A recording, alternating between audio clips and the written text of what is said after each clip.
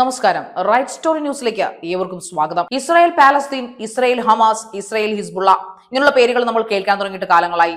എന്നാൽ കഴിഞ്ഞ ദിവസം ഞെട്ടിപ്പിക്കുന്ന കുറച്ച് വാർത്തകളാണ് ലോകം കേട്ടുണർന്ന് ഞെട്ടിയത്.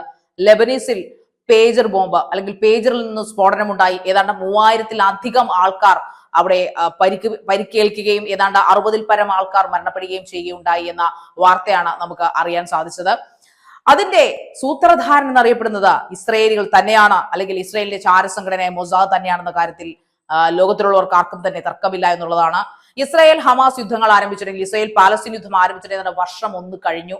ഹിസ്ബുള്ള എന്ന് പറയുന്ന ഭീകര സംഘടനയുടെ സഹായത്തോടു കൂടി ഇറാൻ നടത്തുന്ന അതിഭീകര കൊടുമാക്രമണങ്ങളാണ് ഇസ്രായേൽ എക്കാലവും കണ്ടുകൊണ്ടിരിക്കുന്നത്. അതിന് പാവപ്പെട്ട പല ആൾക്കാരുകളും ഇസ്രായേൽ കേറിയുള്ള ആക്രമണത്തിൽ, ഈ ഹമാസിന്റെയും ഹിസ്ബുള്ളയുടെയും ഒക്കെ ആക്രമണത്തിൽ ഒരുപാട് നിരപരാധികളാണ് ഇസ്രായേൽ കൊന്നെറിയപ്പെട്ടത്, കുട്ടികളും സ്ത്രീകളും അടക്കം.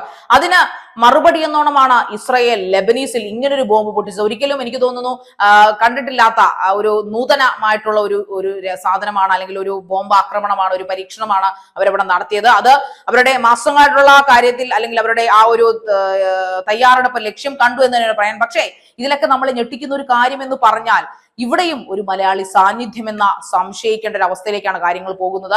അതായത് ഇസ്രയേലിനെ ഈ പേജർ ഇറക്കുമതി ചെയ്യാൻ സഹായിച്ചത് മലയാളിയായിട്ടുള്ള വയനാടുകാരനായ മാനന്തവാടിക്കാരനായ റിൻസൺ ജോസ് എന്ന് പറഞ്ഞ ഒരു ടെക് ഗുരുവെന്നാണ് ബ്രിട്ടീഷ് ഡെയിലി, അല്ലെങ്കിൽ ബ്രിട്ടീഷിലെ ഒരു ന്യൂസ് പേപ്പർ റിപ്പോർട്ട് ചെയ്തത്. അതിന്റെ അടിസ്ഥാനത്തിലാണ് ലോകം മുഴുവൻ ഇന്ത്യയിലേക്ക് കണ്ണു നട്ടത്. അതായത് ഇസ്രയേലും ഹമാസും ഹിസ്ബുള്ളയും തമ്മിലുള്ള ഒരു ആക്രമണത്തിന്റെ പേരിൽ ഇന്ത്യയിൽ, അല്ലെങ്കിൽ നമ്മുടെ കൊച്ചു കേരളത്തിലേക്ക് അന്വേഷണം നീളുന്നതിന്റെ കാരണം ഒരു മലയാളിയാണ്. മലയാളിയായ ഒരു IT ടെക് ഗുരുവാണ് ഇതിന്റെ തലയ്ക്ക് പിന്നിൽ പ്രവർത്തിച്ചതെന്നാണ് അറിയാൻ സാധിച്ചത്. റിൻസൺ ജോസ് എന്നറിയപ്പെടുന്ന വ്യക്തി, വയനാട്ടിലെ മാനന്തവാടിക്കാരനായ അദ്ദേഹം, പോണ്ടിച്ചേരിയിൽ അദ്ദേഹം ബിരുദമെടുക്കുകയും പിന്നീട് ബ്രിട്ടനിലേക്ക് പോവുകയും അവിടെ അദ്ദേഹം ബിരുദാനന്തര ബിരുദം എടുക്കുകയും പിന്നീട് 2015 നോർവേയിൽ സ്ഥിരതാമസമാക്കുകയും അവിടെ ഒരു കമ്പനിയിൽ വർക്ക് ചെയ്യുകയും ചെയ്യുന്ന ഒരു വ്യക്തിയാണ് ഈ പറയുന്ന റിൻസൺ ജോസ് എന്ന് പറയുന്നത്. അദ്ദേഹത്തിന്റെ പേരിലുള്ള ഒരു കമ്പനിയാണ് NOTA global private limited system എന്നറിയപ്പെടുന്ന നോട്ട ഗ്ലോബൽ സിസ്റ്റം ലിമിറ്റഡ് എന്നറിയപ്പെടുന്ന ഒരു കമ്പനി. ഈ കമ്പനി വഴിയാണ് ഈ പറയുന്ന പേജർ ഇറക്കുമതി ചെയ്തതായിട്ടാണ് വിവരം അറിയപ്പെടുന്നത്. ഏതാണ്ട് ഗോൾഡ് അപ്പോളോ എന്നറിയപ്പെടുന്ന ഒരു പേജർ കമ്പനിയാണ് അതിന്റെ ബ്രാൻഡ് നെയിം കൊടുത്തിരിക്കുന്നത്. എന്നാൽ നോർവേജിയൻ പോലീസും ബൾഗേറിയൻ പോലീസും ഇതിന്റെ പുറകെ ചെന്നപ്പോൾ ഗോൾഡ് അപ്പോളോ പറയുന്നത് ഞങ്ങൾ ഒരിക്കലും ഇതിനെക്കുറിച്ച് അറിഞ്ഞിട്ടില്ല, ഞങ്ങൾക്ക് ഇതിനെക്കുറിച്ച് യാതൊരു തരത്തിലുള്ള അറിവുമില്ല, പക്ഷേ ഇത് ഞങ്ങളിൽ നിന്ന് ഇതിന്റെ ഉടമസ്ഥാവകാശം വാങ്ങിച്ചിരിക്കുന്ന BRC എന്ന് പറഞ്ഞൊരു കമ്പനിയാണ്. എന്നാൽ അവരുടെ ഈ അന്വേഷണ ഏജൻസികൾ BRCയുടെ പുറകെ ചെന്നപ്പോൾ അതിന്റെ ഡയറക്ടർ ആയിട്ടുള്ള ആള് പറഞ്ഞത് ഈ പറയുന്ന റിൻസൺ ജോസിന്റെ ഉടമസ്ഥതയിലുള്ള കമ്പനിയാണ് ഇത് വാങ്ങിയതെന്നും അദ്ദേഹമാണ് ഇതിന്റെ കാര്യങ്ങളെല്ലാം ചെയ്തതെന്നുമാണ്. അവർക്ക് ഇതിനെക്കുറിച്ച് യാതൊരു തരത്തിലുള്ള അറിവുമില്ല, അവർ ഇതിൽ നിരപരാധിയാണ് എന്നുള്ള രീതിയിലാണ് അവർ കാര്യങ്ങൾ പറയുന്നത്. എന്ന് തന്നെ ആയാലും അന്വേഷണ ഏജൻസികൾ ഈ റിൻസൺ ജോസിനെ കുറിച്ച് എവിഡൻസുകളൊന്നും കളക്ട് ചെയ്തില്ല ഇതുവരെ കളക്ട് ചെയ്തിട്ടില്ല എന്ന് നമുക്ക് ആശ്വസിക്കാം. ഇനി ഇത് ഇസ്രയേലിന്റെ തന്നെ എങ്ങനെയാണ് റിൻസൺ ജോസ് എന്ന മലയാളി, അല്ലെങ്കിൽ നോർവേയിൽ സ്ഥിര താമസക്കാരനാക്കിയ IT ടെക് ഗുരുവായ റിൻസൺ ജോസ് എങ്ങനെയാണ് ഈ ഇസ്രയേലുമായിട്ടുള്ള ബന്ധം അദ്ദേഹത്തിന് ഉണ്ടാകുന്ന, അല്ലെങ്കിൽ ഇസ്രയേലിലെ മൊസാദ് എന്ന ചാരസംഘടനയുമായിട്ടുള്ള രഹസ്യ അന്വേഷണ ഏജൻസിയുമായിട്ടുള്ള ബന്ധം റിൻസൺ എങ്ങനെ ഉണ്ടായി, മലയാളിയായ റിൻസൺ എങ്ങനെയാണ് കണക്റ്റഡ് ആവുന്നതെന്ന് ഇനിയും അന്വേഷണ ഏജൻസികൾ കണ്ടെത്തേണ്ടതായിട്ടുണ്ട്. അതിന്റെ അന്വേഷണത്തിൽ ഇന്ത്യയിലെ രഹസ്യാന്വേഷണ ഏജൻസിയുടെ സഹായവും ഈ പറയുന്ന നോർവേ, ബൾഗേറിയൻ അന്വേഷണ ഏജൻസികൾ ചോദിച്ചിട്ടുണ്ട്, അല്ലെങ്കിൽ എത്തിയിട്ടുണ്ടെന്നാണ് മനസ്സിലാക്കാൻ സാധിച്ചിരിക്കുന്നത്. ഈ നോട്ട ഗ്ലോബൽ സിസ്റ്റം എന്നറിയപ്പെടുന്ന ഈ സിസ്റ്റത്തെ കുറിച്ച് അന്വേഷിച്ച് ചെന്നപ്പോൾ, ഈ കമ്പനിയെ കുറിച്ച് അന്വേഷിച്ച് ചെന്നപ്പോൾ നോർവേജിയൻ ഗവൺമെന്റ് അല്ലെങ്കിൽ അന്വേഷണ ഏജൻസികൾക്ക് മനസ്സിലാക്കാൻ സാധിച്ചത് ബൾഗേറിയയിൽ ഇങ്ങനത്തെ ഒരു ഫിസിക്കൽ കമ്പനി ഇല്ല, ഇതൊരു പേപ്പർ കമ്പനി മാത്രമാണ്, അതായത് പേപ്പറിൽ അഡ്രസ് മാത്രമുള്ള ഒരു കമ്പനിയാണെന്നാണ് അവർ കണ്ടെത്തിയത്. ഈ പേരിൽ തന്നെ ഒരുപാട് കമ്പനികൾ അവിടെ വർക്ക് ചെയ്യുന്നതുകൊണ്ട് തന്നെ അവരുടെ സംശയം ഇനി മുന്നോട്ട് പോയിക്കൊണ്ടിരിക്കുകയാണ്. റിൻസൺ അങ്ങനെ അറിയാതെ വന്ന് ആകാൻ സാധ്യതയില്ലെന്ന സംശയത്തിന്റെ രീതിയിൽ തന്നെയാണ് അന്വേഷണ ഏജൻസികൾ മുന്നോട്ട് പോകുന്നത്. അദ്ദേഹം നോർവേയിൽ വർക്ക് ചെയ്തിരുന്നത് NHST എന്ന് പറയുന്ന ഒരു മാധ്യമ സ്ഥാപനത്തിലായിരുന്നു. ലിങ്ക്ഡിനിലും സോഷ്യൽ മീഡിയ പ്രൊഫൈലുകളിലുമെല്ലാം വളരെ ആക്റ്റീവ് ആയിരുന്ന വ്യക്തിയായിരുന്ന അദ്ദേഹത്തെ ഈ ലെബനൻ സ്ഫോടന പരമ്പര കഴിഞ്ഞതോടുകൂടി ആ ദിവസം മുതൽ അദ്ദേഹത്തെ കുറിച്ച് യാതൊരു വിവരവുമില്ല.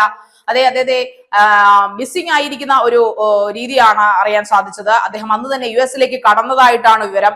അദ്ദേഹത്തെ തിരക്കിയ അദ്ദേഹത്തിന്റെ കമ്പനി, അതായത് ഈ പറയുന്ന NSHT എന്ന മീഡിയ കമ്പനി അദ്ദേഹത്തെ പലവട്ടം കോൺടാക്ട് ചെയ്യാൻ ശ്രമിച്ചിട്ടും അദ്ദേഹത്തിന്റെ ഫോൺ ലഭിക്കുകയുണ്ടായില്ല.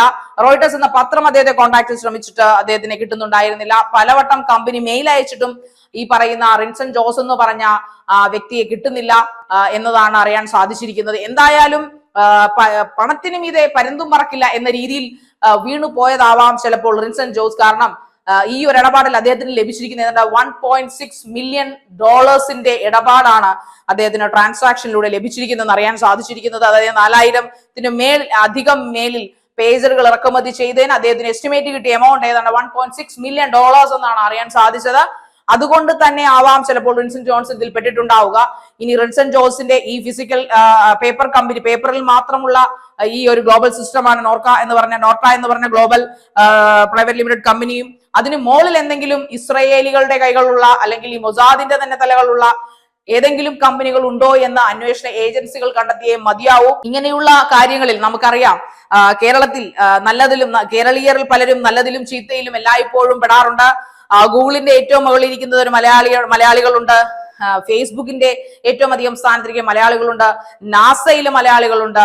ISROയിൽ അങ്ങനെ എല്ലാ തുറകളിലും മലയാളികൾ ചെന്നിരിക്കാറുണ്ട്. അതോടൊപ്പം തന്നെ ഏറ്റവും മോശപ്പെട്ട രീതികളിലും പലയിടത്തും മലയാളികളെ കണ്ടെത്തുന്ന ഒരു സാഹചര്യങ്ങൾ നമ്മുടെ ചരിത്രം അങ്ങനെയാണ്. IS ഭീകര സംഘടനയിൽ ഈ കുറച്ച് മാസങ്ങൾക്ക് മുമ്പാണ് മലയാളികളെ പലരെയും കണ്ടെത്തിയത്.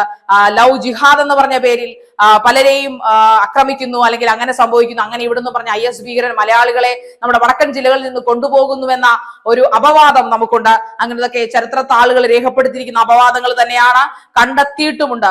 അതിന്റെ പേരിൽ പല പാവങ്ങളും ക്രൂശിക്കപ്പെടുന്ന കാലഘട്ടത്തിലൂടെയുമാണ് നമ്മൾ പോയിക്കൊണ്ടിരിക്കുന്നത്. അതുകൊണ്ട് തന്നെ റിൻസൺ ജോസ് എന്ന് പറയുന്ന ഈ മലയാളി ഇതിൽ അറിഞ്ഞോ അറിയാതെയോ പെട്ടിട്ടുണ്ടോ എന്ന് നമുക്ക് അറിവില്ല.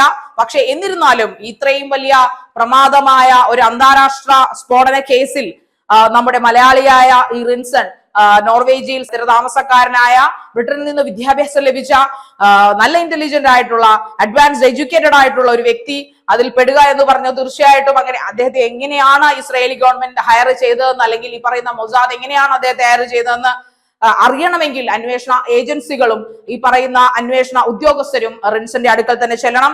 ഇല്ലെങ്കിൽ റിൻസന്റെ മേളിലുള്ള കമ്പനികളുടെ ആ ഒരു ക്രെഡിബിലിറ്റി അല്ലെങ്കിൽ അദ്ദേഹത്തിന്റെ മേളിൽ എന്തെങ്കിലും കമ്പനികൾ ഉണ്ടോ എന്ന് പരിശോധിക്കേണ്ടിയിരിക്കുന്നു. എന്നാൽ മാത്രമേ റിൻസന്റെ കമ്പനിയുമായി ഇവർക്ക് എങ്ങനെയാണ് ഇങ്ങനൊരു ബന്ധമുണ്ടായതെന്ന് നമുക്ക് കണ്ടെത്താൻ സാധിക്കുകയുള്ളൂ. എന്തായാലും മലയാളികൾക്ക് ഒരു ചീത്തപ്പേരുണ്ടാക്കാതെ റിൻസൺ ഇതിൽ നിരപരാധി ആവട്ടെ എന്ന് നമുക്ക് ആഗ്രഹിക്കാനല്ലേ പറ്റൂ. അതുകൊണ്ട് തന്നെ അന്വേഷണ ഏജൻസികൾ സത്യം കണ്ടെത്തേട്ടെ എന്ന് നമുക്ക് സമാശ്വസിക്കാം. നന്ദി.